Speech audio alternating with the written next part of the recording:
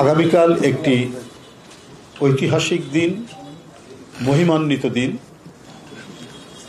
কায়েমি স্বার্থবাদীদের বিরুদ্ধে শ্রমজীবী মানুষের উত্থান, আবার আনন্দের দিনও, কারণ সেদিন থেকে পৃথিবীতে 8 ঘন্টা কর্মদিবস এবং শ্রমিকদের বিজয় ঘোষিত হয়েছিল। শিকাগো শহরের হে মার্কেটের সেই বিজয় থেকে যে মানুষের যে অধিকার, এই অধিকারের যে এটা যে মানুষের ইনহেরেন্ট সহজাত একটা বিষয়, সেটি পৃথিবীর অধিকাংশ দেশেই সেটা স্বীকৃতি হয়।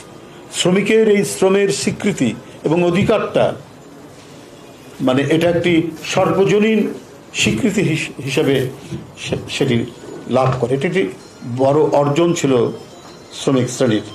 বন্ধুরা আমার, সেই ধারাবাহিকতায় বিভিন্ন সময় অনেক রক্তস্নাত পথে শ্রমিকদের যে অধিকার সেটি ক্রমাগতভাবে প্রতিষ্ঠিত হয়েছে এবং এখনও বাংলাদেশ সহ পৃথিবীর বিভিন্ন দেশে যে অবিচার, অন্যায় কায়েমি স্বার্থবাদী গোষ্ঠীরা করে থাকে মানুষ হিসেবে শ্রমিকদের উপর, সেটার বিরুদ্ধে লড়াই অব্যাহত আছে। আজও কিন্তু নিম্ন আয়ের মানুষ, যেটা বলি নিম্ন আয়ের মানুষ, যারা জনগণের একটা বড় সংখ্যাগরিষ্ঠ অংশ, তারাই অধিকাংশ মানুষ, কিন্তু তারাই সব থেকে বেশি বঞ্চিত। মূল্যস্ফীতির চাপ এবং দ্রব্যমূল্যের বৃদ্ধি, এটা যেন একটা বিশাল পাথরের মতো নিম্ন আয়ের মানুষ, শ্রমজীবী মানুষের উপর চেপে বসছে। আজকের বাংলাদেশের পরিপ্রেক্ষিতে এটা অত্যন্ত ভয়াবহ। বন্ধুরা,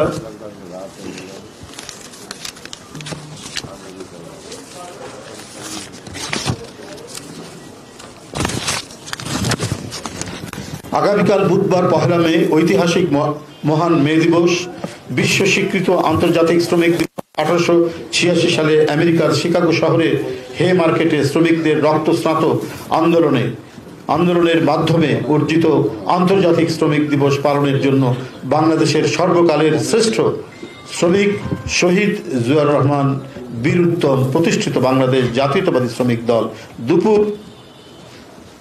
2:30টার সময় নয়াপল্টন বিএনপি অফিসের সামনে শ্রমিক সমাবেশ করবে